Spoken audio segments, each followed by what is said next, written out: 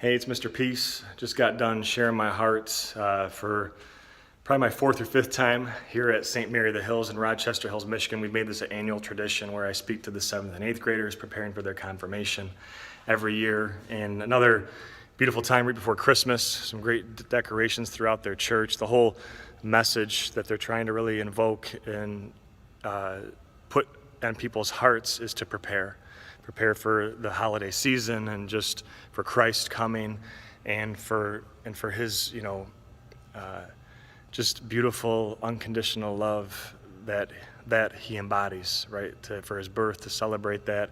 And when we really start to think about how that relates to our own lives, that we understand that we have to live and do everything for him, right? Our King, our Savior, our Creator. So today's focus was on turning our passion for life, our passion for him, and for others, or whatever it is that makes us come alive inside of our hearts, to turn that into our purpose, right? That our gift from God is once we find out our passion, when he really instills us with that sense of life. And then, when we start to fulfill that purpose, that's our gift back to him. Right? So we find it, that's our passion, but now we turn that into our purpose. And my life's calling is to speak, and I'm using all of what he's given me, all my talents, to go and spread that very passionate message for his unconditional love for us, and just really trying to hopefully touch the hearts of the youth that I got to speak to tonight even, and have them start picking up that torch or get the wheels turning at a young age as to what really brings them that fire inside, where every fiber of their being is alive, right? And to think about something like that and make that our life's mission, our life's calling, we have to be able to do that. And so the focus today, that was talking about Christ being our perfect example for that, and how he lived humbly, and that the Son of Man who came to serve and not be served, that he set the example, like he set the bar of what we're supposed to do.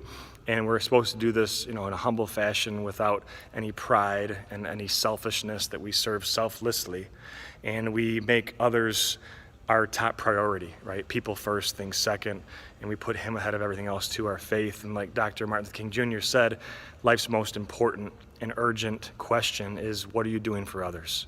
Right? So we think about that, and we know that the things that we are doing, we aren't just doing them for the trophy or the accolades or the money or a big certificate on the wall. We're doing them because they're heavy on our heart, and because they're the right thing to do.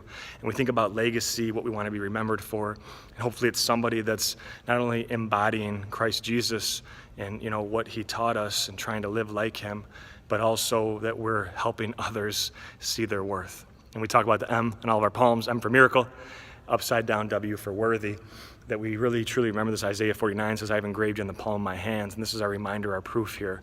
But we now go and be the light to someone else's heart and lead the way that Christ intended all of us to do, to help them see their value, right? Because so many can't see that.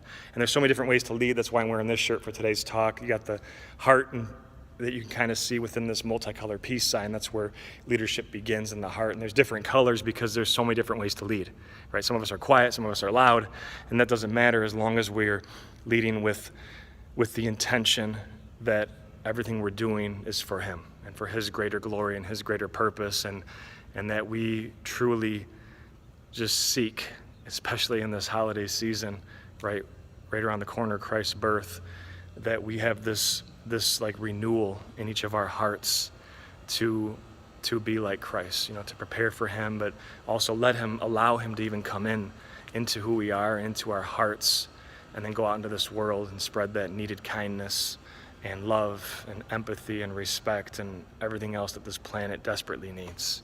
So you guys are beautiful. I got to talk to so many of you after and seen you now for a few years in a row, and I just hope to continue to inspire you, but you guys know that you've inspired me that much. You guys are beautiful, you guys are miracles, never forget that. As always, hit the notification bell you'll see on the screen to get future updates on videos like this one. Hit the subscribe button as well to stay up to speed on my journey across this nation. Check out my website to see more about my schedule of events, where I'll be speaking next. Check out the playlist above too for some other great clips just like this one as we continue to heal America's heart. Much love. Peace.